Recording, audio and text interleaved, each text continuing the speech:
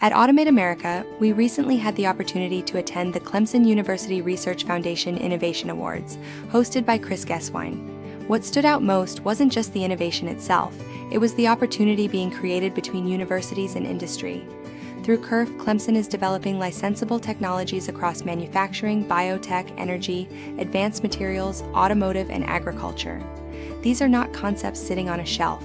These are real technologies, ready to be brought into production. And that's where our community comes in. Automate America represents a national network of contract manufacturers, systems integrators, controls engineers, and technical professionals who are actively looking for what's next, what to build, what to scale, and where to apply their expertise. CURF is creating those opportunities. They are actively looking for partners who can take these innovations and turn them into real-world applications.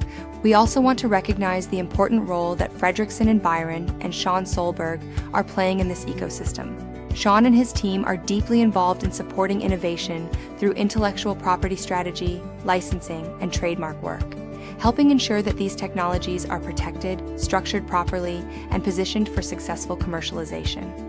Their support of the event and their continued involvement with CURF reflects how critical strong legal and IP guidance is in bringing new technologies to market.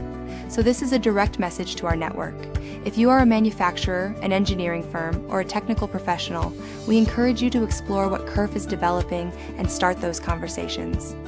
Look at the technologies, evaluate licensing opportunities, and align with the right partners, including legal and IP experts, who can help you bring those innovations to life. This is where innovation becomes reality, when research meets execution.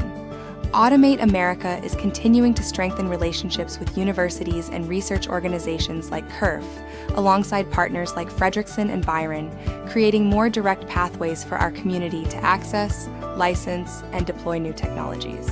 This is just the beginning.